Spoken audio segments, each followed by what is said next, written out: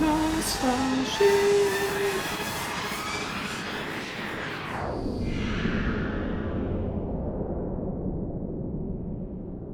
Hello, everybody. Welcome to Alpha 6 of The Last Starship. I'm Mark, he's Chris, and we are the Samwise and Frodo of the video game development community. I understood that reference. Yes. Who's who? Well, obviously you're Sam, because Sam's enormous and well, he's not enormous. That's cool, isn't he? But he's a loyal servant. Whereas Frodo is obviously the doer, the one that actually makes things happen. The important one of the duo. That's obviously the way around you imagined, right? Mate, I did. I would have explained it in a different way. You're going to be carrying me up the slopes of Mount Doom, aren't you? Yeah, I can't carry the ring, Master, but I can carry you.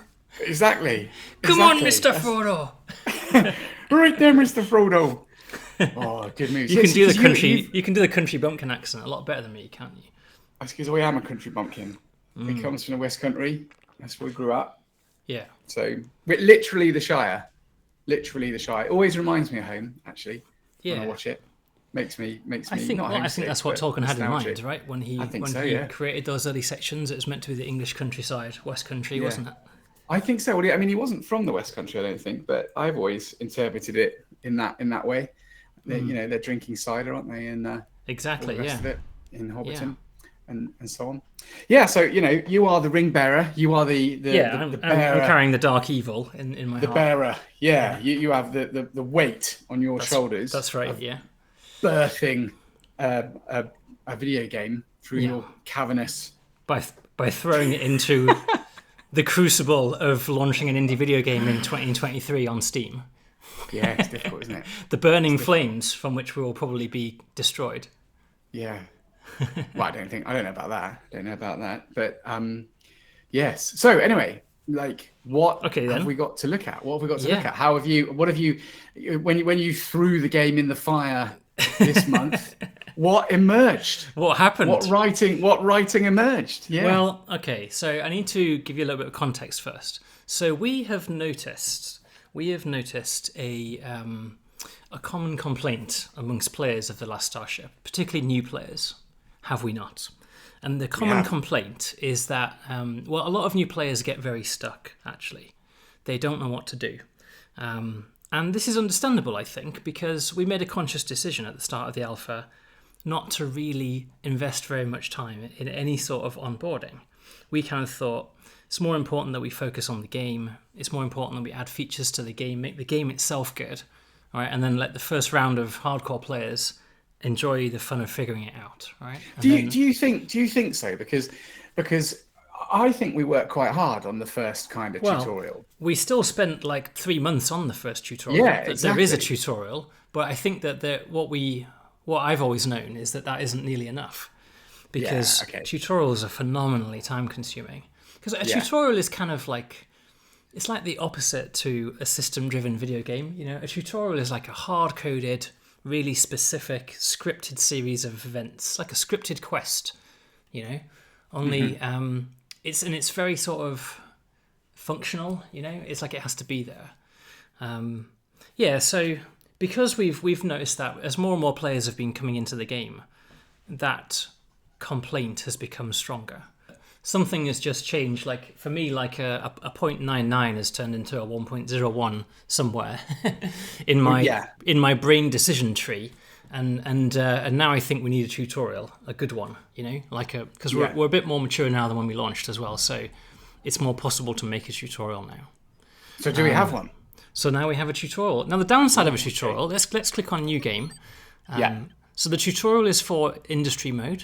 Right? This is where we're focusing a lot of our attention at the moment, which is the kind of building of the Stargate project. So if I click on begin game, you'll find that the game now begins in a very different way. Now, because the tutorial isn't necessarily just dry, it isn't just a dry functional click here, now click here thing. It also needs to establish the where and the when and the why, doesn't it? The who, what, why, where, when of your video game world. And so, I'm going to skip through that. Spoiler alert. this is what I've been working on. Right now, the interesting thing about this, as I show you this, is that we know, do we not? We know who the audience for our alpha videos are. Yes. Yeah. And the audience for our alpha videos already know how to play the game. So I'm sort of conscious that the tutorial is not really aimed at the people that are likely watching this video. Yes. But I think that some of the people that are involved in that early access process, they're interested in how the game develops, but they're also smart. They're also interested in making games as well. I think that's a big cross section of our community. So and I think that's where this series comes into its own as well, right? It's not just about this is the next step of the game. It's about this is what we're learning, and try and be insightful and give some kind of useful advice. So that's why have a tutorial isn't particularly good advice. It's like our previous tutorial wasn't good enough. This is how we've improved it, and this is why we've improved it in that way. Yeah, that's right. I mean, this tutorial is a lot more interactive than the previous one. The previous one was just a single drawing in your ship that kind of showed you how to connect a reactor and a fuel tank, and that was it. But this one is much more fully featured and kind of takes you through the process of getting your power up and running. Now it's telling me to install an air duct, and you can see that it's all very specific about what to do early on. Yeah. Like it won't let you make any mistakes either. A lot of tutorial design is like, what happens if the player breaks it, like that, and they just cancel the thing. The tutorial recognizes that they made a mistake and steps backward, and then tells them to do it again. Same if you stick ahead, if you go on ahead and do something out of order. So a lot of the tutorial, it looks like it should be simple, but a lot of it is detecting that the player did something you didn't expect, or has done something that has potentially broken what you want them to do, and then figuring out how to step backward from that, It's trying to keep them on the rails, right? Yeah.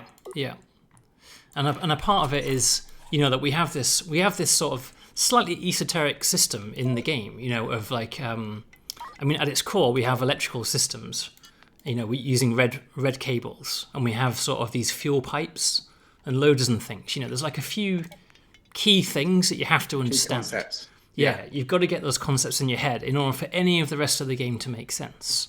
But once you have those things in your mind, the game is actually not that complicated. Do you know what I mean? Yeah. It's like, but I feel like, we know for certain that a lot of people don't even make it this far, because the first round tutorial just didn't hold your hand or anything. That is kind of it. It's not the most exciting feature, and I'm certain that for many players who are watching the alpha video, it's going to be like, you spent loads of time on a tutorial and not ship to ship, capital ship combat or something like that. But the problem that we have is that a lot of players aren't making it anywhere near capital ship combat. They're not even making it to oxygenating their own cabin. I think that there's an expectation. I want it not to be true, but I feel like there is an expectation amongst indie games now for your hand to be very closely held for the first 10 or 15 minutes, And that's kind of understandable because you have no idea what to do in a game like this when you first come in, And some players enjoy that challenge, but mainstream gamers, I think there's too much. And I also think that any other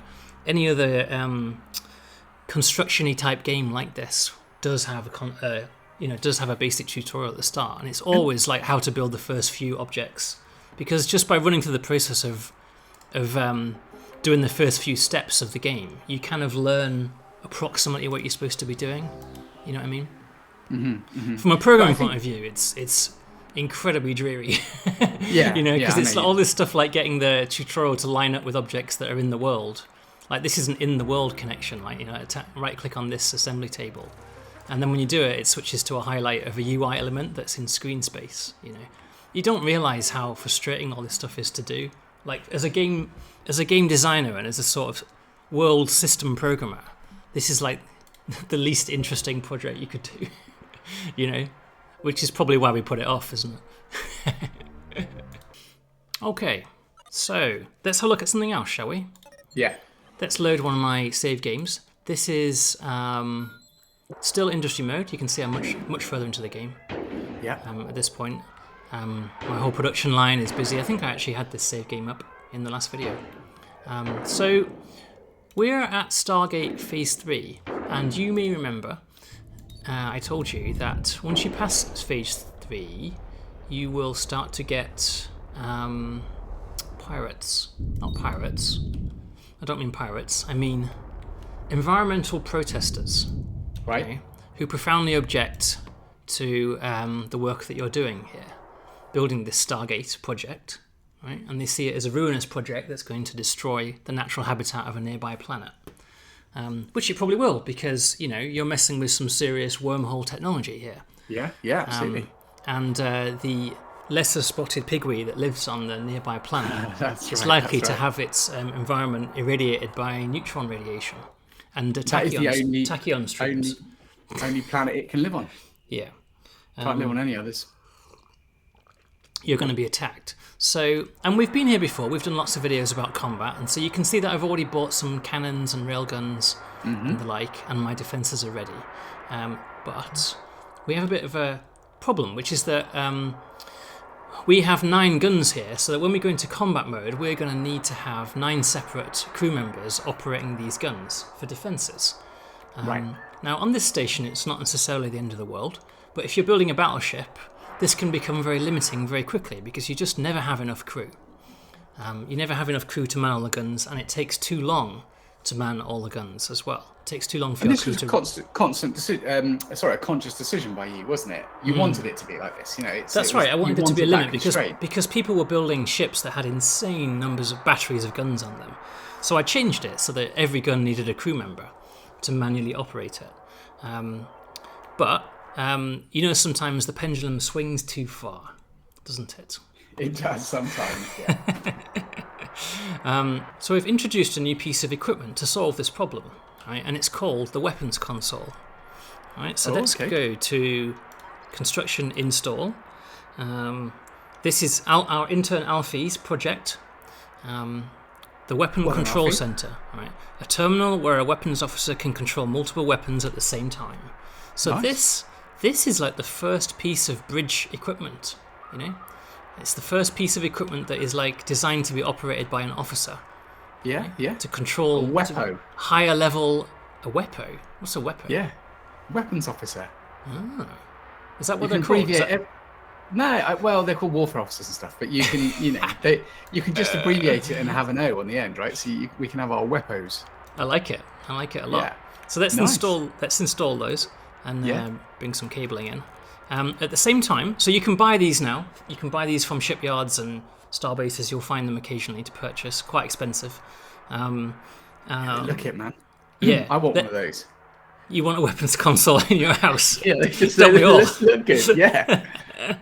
It's like it's those fucking politicians again.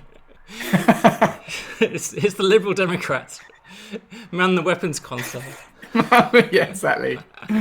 Prepare to repel politicians. So here they are, powered down and everything. We're not at battle stations right now, so they don't do anything. Now, do you remember last month we also had new scientists, right? Here's our scientists. I do, yes. Dedicated crew members. Well, we have new crew members now called weapons officers, and here they are. Where are the weapons? These are our weapon officers. Cool. And, I like his Top Gun Maverick shades. Oh, it's brilliant, isn't it? They've got to be wearing aviators, Yeah. If they're going to man the weapons console, they've got to wear aviators. He's slightly podgy as well. He doesn't do his own. He doesn't run around and throw grenades, does he? That's not what he does. He's not a soldier. He is a weapons console operator. That's right. But I press the big red button. He tells all the ladies that he's a wepo. Yeah, I'm in charge of their defensive systems on board this station. What do you do? All right. So how does this work then? So you can connect these up, right? So I can right-click on this weapons control center, and I get this control center pull down, and here I can select the 4 weapon systems that I want to control. And by highlighting them, you can see that they pop up above, like this. Right? So you can control 4 weapon systems from one console. When you first install it, you can only control 2 weapons. Yes, okay. From this console. So I've wired that one up to that railgun and that cannon. And let's wire this one up to let's see, this one, and that one doesn't need it because it's a Gatling gun. Gatling guns are automatic. That's automatic, right? Yeah. Gatling guns remain auto auto-controlled. So at the moment, they're still quite limited, right? You can only control 2, but this is intended to be kind of like your first dumb installation. Like, I'm trying to get away from the place where you can just install a bit of equipment and suddenly have superpowers. So whilst we get on with this demonstration, if I open the research screen once again, this is Alfie's research screen, you'll see that there's a new research project. We've worked on all of these already. There's a new research project here, Weapons Console Extra Slot. Right? Yeah, okay. Weapons consoles can now connect to 3 weapons at a time. It costs 1 research point and 2 computation points. So if I start that running, this UI has had a bit of a refresh, and this tells you here what resources are now in use doing this research. Yeah, it's looking great. Scientists, science stations, supercomputers. Right? And if we close that down, you'll find in our science lab, all of this equipment is now lit up, and our scientists are all busy working away. So it requires a little bit of it requires a bit of supercomputer computation before you have the software necessary. But eventually, it's intended that a screen you'll be able to control 4 guns all at once. Yeah, they've got to work out how to plug 3 cables or 4 cables into 3 holes, right? And those 3rd and 4th ones, those are the difficult ones because there's only 2 plugs at the back, so you need an adapter. Yeah. It's like you need a 2 into 1 adapter. It's like when you go to the Apple store and you've got to buy one of those $40 adapters. You know? Yeah, exactly. If it's an Apple adapter, so you buy the $15 adapter off Amazon instead, and it doesn't work. That's the problem that you've got to overcome. So, if the next time we click on the battle stations button, right, you'll find our weapons officers man their station, and their computers spring into life, right? Nice. And our guns fire up. Right, all the ones. The ones that aren't connected to weapon systems, crew members will come and operate them manually. Okay. So that still works, but you can see there's no crew required for this weapons barrage over here now. And presumably, if like your weapons console takes damage or something, it shuts down, then they stop working. And then you're going to need staff members to go running over to the to the weapon and manually fire it. Have to fix it. So there you go. That's the weapon officer in action. Get some. He's just firing at a random for sale Tolvekian cruiser over here for absolutely no reason. You don't need to fire on it, mate. We just buy it. So this is interesting. You see a crew member here bringing over bullets, right? Because this Gatling gun has already run out of bullets and it needs to be reloaded. And when I was doing the demonstration, I moved all of the ammunition to somewhere much further away. So you've decreased the efficiency. So even though we have a weapons officer, the weapons officer did not do any reloading, right? They just stand here and man the joystick, you know. So what I'm going to do is I'm going to install a short robot arm here. Yeah. And here and here. All right.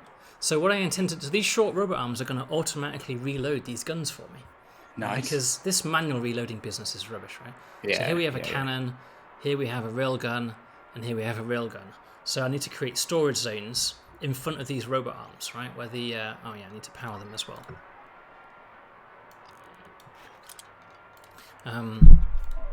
All right. So while I'm doing this. This is the perfect time for me to demonstrate another new feature, which is that we have a new storage zone UI.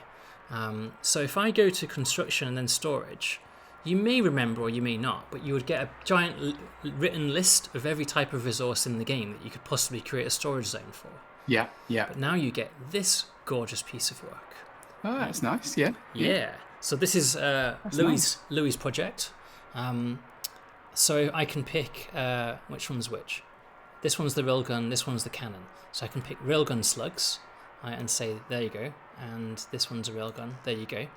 And I can say cannon shells and put that there, right? And so our crew will bring over the next boxes of ammo, right, and put it in place. And our robot arms will just sit there and wait. And there's absolutely no reason why you can't have 2 short robot arms feeding every gun turret, you know, so that you always have 2 spare ammo packs ready to go. That's the way to do it, and that way you never run out, do you? Yeah, you could do that. So let's do that again. Let's go for boxed short robot arm. There we go. I'm just cheating outrageously there. So you always want to keep the middle position of a gun turret clear, because that's where a manual operator would stand. Yeah, okay. If there was ever a manual operator.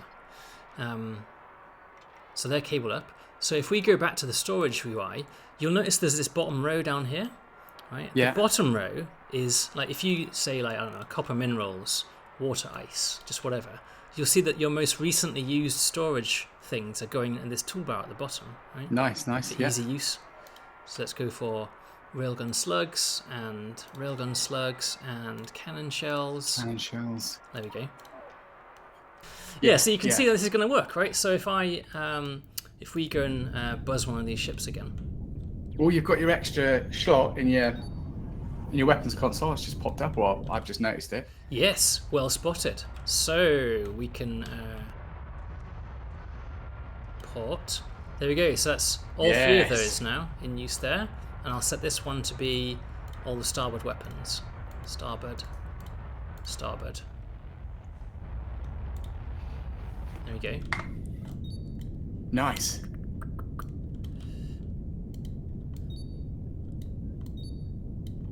Engage the target.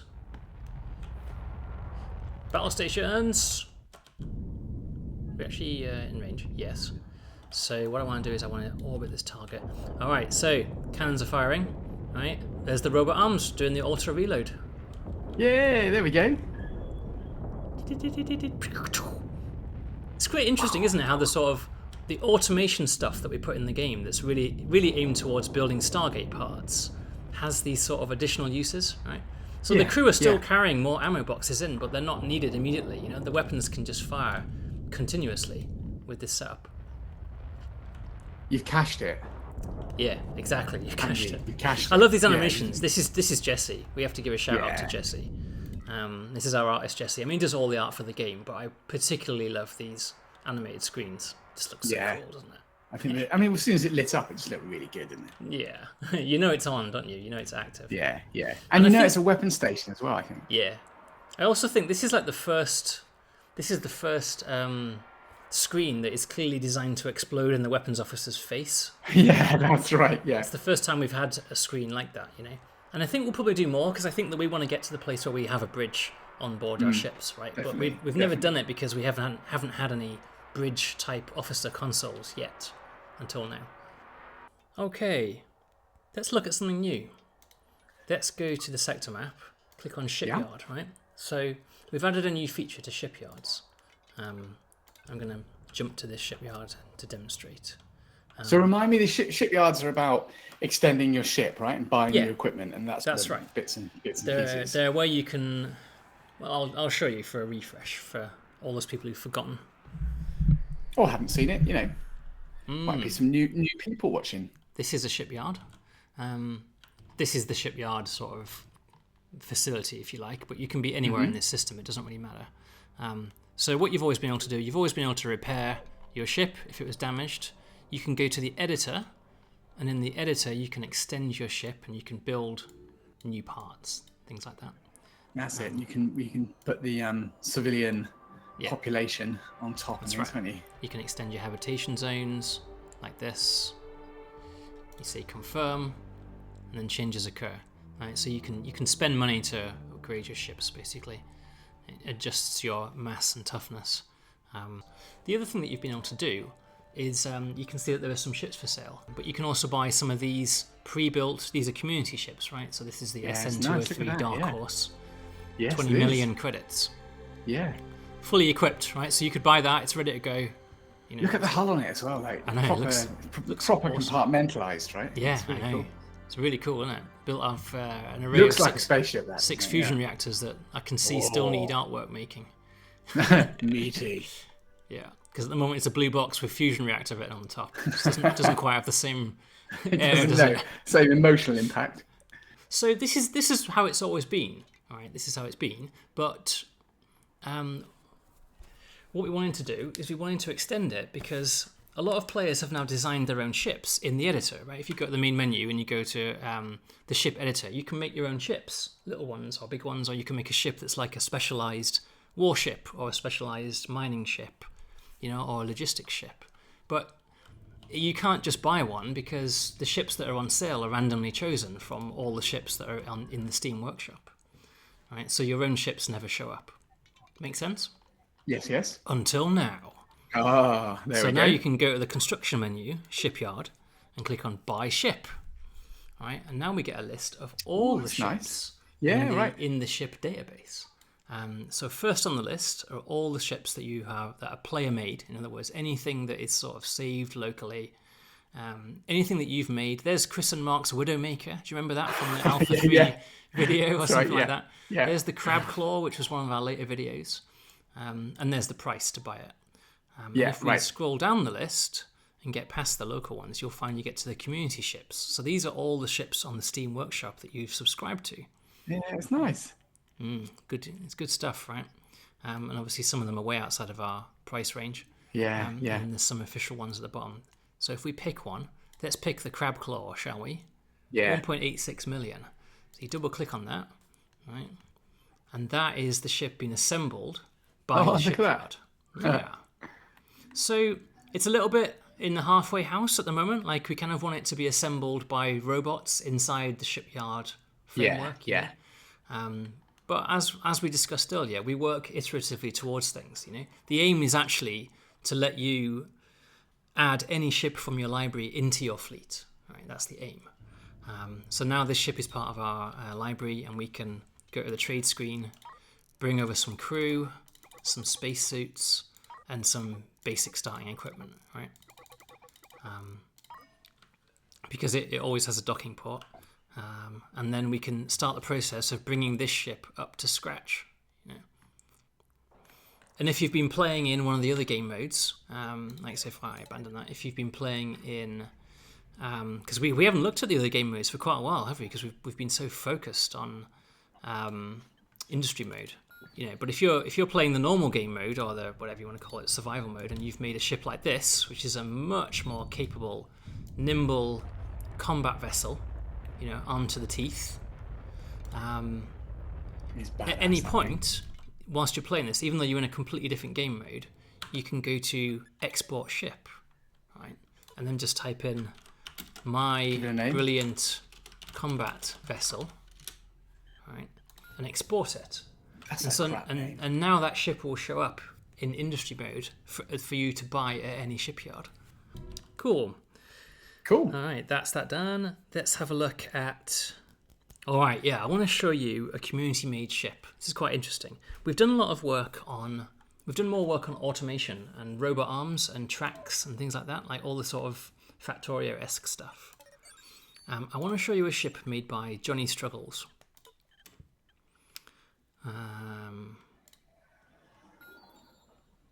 This is it. Right? It's called Big Factory Ship by Johnny Struggles. Let's have a look on the inside. Right. Look at the state of this thing. All right, so this is what you're looking at here is the first serious attempt by any player to make a fully automated, crewless, but fully functioning ship. All right, a completely automated ship. So in order to, it doesn't even have any power at the moment. So at the moment, the automation doesn't even work. So I have to bootstrap it by bringing in one crew with a spacesuit and a couple of fuel barrels. Right. Okay. Let's do that. All right. It needs to be primed. It needs to be primed. There's no way to activate a ship without something. Right. So here's our crew. So the first thing he'll do is load that fuel up. There we go. And we'll see our reactors begin to spin up. Right, and you'll see all these robot arms that are down suddenly activate. Do you see that? Yeah. And that's it. We're up and running. We don't need him anymore. So I'm going to cheat and I'm going to delete him from existence. Right. We're now a completely unmanned ship. Right, our power grid's going mad. As everything switches on, our batteries are charging. Right, it's a huge battery array in here. So let's go to. Let me show you how it works. Right. Let's go to the trade screen and go to resources. And let's just order a shit ton of everything, right? Fuel, oxygen, FTL charges, bullets for the guns, water, food, compost. I'm going to order Tillium. I'm going to order all these resources that we've added, like all these mineable resources, even seeds, right? So I'm just ordering like a little bit from every part of the game. Yeah. Click confirm. All right, here comes all the stuff, right? So you see, this is now 100% automated. Oh, right? yeah. It's all done by robot Look arms. Yeah, so you can see that it's essentially built on Like all those items that were pulled in are now being filtered, right? These are all smart robot arms that are filtering specific items. And these are junction points where certain items go onto the left track and some items go onto the right track until everything is filtered to perfection, right? So you can see that, for example, here's all the minerals, right, that are all getting dragged along to where all the refining is going to ultimately occur. Yeah, right, yeah. And here you can see all the food being dragged into the food storage area. Right? It's like this really intricate and elaborate set of it's really cool filtering that's going on. Pretty mad, isn't it? And this has all come about. Here's the FTL charges, right, making their way to the FTL drive. Yeah, yeah. Right, let's power this up.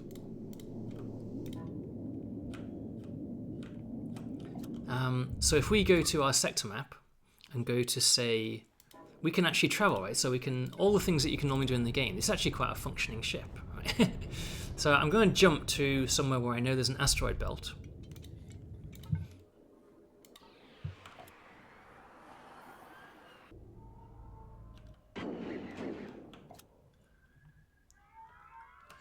Yeah, so if we, right, so let's carry on from here. So if we pull our ship up to like a little local asteroid cluster or something like that, like here, and then tell our drones to gather materials, right? There's our little drone array. Yeah. And they'll do all the gathering for us. And it doesn't really, so this is the part that I really struggle to get my head around. It's like, these drones are going to collect a completely mixed set of resources, right? It's going to be some of one type of mineral and another of another type of mineral. So you can see all the minerals there making their way onto the conveyor belt, right, as they come in. And they will all get filtered into the right smelters, right? Complete automation. I think that's a little bit crazy. Yeah, it's really clever, isn't it? What kind of a person would do this? Someone that's got big plans. Yeah. But this is kind of what we imagined, like, as well, isn't it? Like when that's we were putting these tracks in and we were putting these robot arms in, you get that sort of combinatorial explosion, like if you're a certain type of player that loves to automate everything. Like, well, here's a completely automated mining array that doesn't use a single human, right? And the whole system is designed to filter resources, you know, and then feed them into smelters whilst it's done. I think it's quite cool, you know. It does the same on the other side. They can come in from the other side as well. All right. Where do they end up then? Where do they end up? They go around this loop. So these land are smelters. This lot does scrap metal. These ones do copper minerals. So none of these are any use to what we're mining. These ones up here do thallium ore, which is what we have, and these ones do precious ore. So we've been mining thallium ore and precious ore. So you can see that they're kind of been routed by filtering. You know, it's pretty mad. Because the reason why they're brought all the way over here is to give it a chance to separate out any bullets that might be on the track. Right, you're right, okay. And this separates out any metron gas that might be on the track, because that's how it gets down to this end of the ship, you know. So it passes by them, and now you can see this is them actually being pulled off the main line and fed into a secondary line where they'll actually go into the right. Like the processing unit. Yeah, it's brilliant. Very, very satisfying to watch. Yeah, absolutely, and to have built. Yeah, we did a lot of work on this, and these robot arms, and there's now robot arms and smart robot arms and short robot arms as well, and they have their own little tree as well in here, factory automation, where you can unlock robot arm blueprint, and then this one, short robot arm blueprint.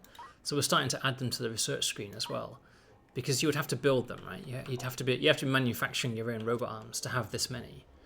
Of course. But we've done a lot of work on them to make sure they work a lot better this time, so that we fixed a lot of bugs with these robot arms jamming up or picking up the wrong thing, or dropping the wrong thing in the wrong place. And we fixed a lot of problems with them interacting with crew members as well, because obviously an automated system doesn't really interact with crew very well, you know? It's like you want the crew to leave it alone.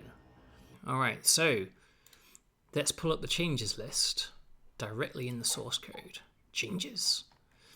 We've done a lot of bug fixes this month. Ooh, that is a lot of bug fixes. Quite a few things have snuck in and are starting to wreck the game. We finally fixed that bug. Do you remember me talking about that negative money bug? If you earn more than 2.4 billion credits. Cash integer overflow. The cash integer overflow, exactly. If you earn more than 2.4 billion credits, your bank balance goes negative. That was one of our characters, mate, for Alpha 3. Cash integer overflow. That's how long it's taken us to fix it. taken us all this time. That has been fixed. Thank God. We fixed a ton of bugs with crew interacting with the robot arms badly. Like a robot arm would pick something up, and then a crew member would come along and take it from the robot arms, stuff like that. Give me that. We fixed problems with if you have a space station that's like bifurcated, so you've got like a left zone and a right zone, and there's no way to walk between the two. Crew on one side would still take jobs from the other side and would get stuck. Trying to travel over. Let's have a look. That sounds like quite a complex problem to solve. Yeah, that was Johnny fixed that one. He fixed it with a sort of can I get from this zone to that zone? Yeah, you'd have to do a route test, wouldn't you, before? It's done by sector. It's done by sectorization. You sectorize the whole world into contained zones. So like a room with a door would be one contained zone, and then you make a table mapping every zone to every zone, saying can I get from this zone to that zone? By the transitivity of walking. That's right. Yeah, that's right. We fixed the exact same problem for Prison Architect like 8 years ago. You know, it's like all the same problems come up. Yeah. If only you hadn't sold it, mate, you could have just used the same code base. Yeah, we had to write it all again. So I'll put the whole bug list up on screen, but it's been a little bit of a bug bash update as well, which I think was worthy of mention. Yeah, so that is our features for Alpha 6. Was there something else that you wanted to talk about? So I suppose we should talk about the fact that we've lied to everyone. Go ahead, elaborate. Well, we said that we were going to do an update every 4 to 6 weeks. I think we said 6 weeks, but yeah, okay. 6 weeks, yeah, 6 weeks. And we've decided that we're going to skip one. Yeah, we're going to change plan for a bit, aren't we? Switch it up. Yeah. For a little while, we need to immerse ourselves in some of the deepest cavernous parts of the source code. We need to rip it all up and sprinkle it all over the floor, and we don't think we can get to an update in 6 weeks' time. Yeah, I think that the tutorial has really highlighted this problem, hasn't it? There are certain tasks that don't suit a 6-weekly update cycle at all, and tutorial is high on that list actually, because firstly, it's very little use to existing players. It's just not interesting to existing players. So it's like I've spent 6 weeks on something that our existing fan base don't really want. And you see that a lot in communities. I remember seeing it with EVE Online, that they put a ton of time into they called it the new player experience, and they had a lot of pushback from their hardcore community saying, you know, how dare you do that? You need to fix all these issues in the late game, you know. But it's always a balance for games companies, you know, because you're always getting a stream of new players in. That's right. And you don't want them to be turning away from the game for basic shit like that. And you don't want to ignore the long term. You know, we're not saying that either. You know, that's the other thing, isn't it? But in terms of a priority, like you say, you have to sort of tack between the two, don't you? Yeah. You know, and we've got a couple of things in progress, like the tutorial, but also some other stuff that we've never shown, that are just too big to fit into any 6-week cycle, to the point when the 6-week update cycle is actually in the way and is actually stopping us doing those bigger things. And I mean, the other thing to just remind everybody of, because they've probably forgotten that, okay, we had some interns helping us out over the summer, but it's just back to you and Johnny now, coding. Yeah, down to a 2-man I'd help dev out, team. but that wouldn't be a good idea. Yeah, it'll be a 2-man dev team for a while still. Yeah, so I think it's been quite a tough decision. I think that when we had quite a switch as well to this industry mode, I mean, that was quite a big change during the alpha. I think it's probably fair for us to say the alpha hasn't gone as smoothly for us as Prison Architect's alpha did. Because I remember feeling that Prison Architect's alpha just kind of designed itself. Every month it was like, oh my God, I know exactly what to do. This is incredible, you know. Whereas this game has been a much, much tougher nut to crack. So I mean, we're actually only missing 2. I think we're coming from 3 or 4 planned updates down to 2 is what's actually happening this year. It's just when there comes a point when you look at the alpha process that you're in and you think this is doing us more harm than good currently, and that's when it's time to change strategy. I hope people understand. Not be afraid of that. Yeah. So So that's where we are. That's what we're doing. If you want to come and yell at us for that in person, we're at WASD this week. We're at the WASD Game Show in London. The WASD Game Show in London in the Tobacco Dock. Thursday, Friday. What is it now? It's the 11th of September. So Monday the 11th. I'm not sure when's the video going out. It will be going out next Wednesday. So it will be going out the day immediately before the WASD Game Show. So if you're watching this video on the day it launches, then WASD Game Show will be tomorrow in London. Yeah, in the Tobacco tomorrow Dock. and Friday and Saturday. So come down and yell at us for breaking our promises. I loved you and you let me down. I love it when you do impressions of our fans. It's not me, it's you. No, not our fans, just like the occasional person. We very rarely get yelled at. I know. Very rarely. I know we do. We've got a very supportive community. Yeah. Right, there we go. So that is it. That is Alpha 6. Enjoy it, and we will be back with Alpha 7 at some point.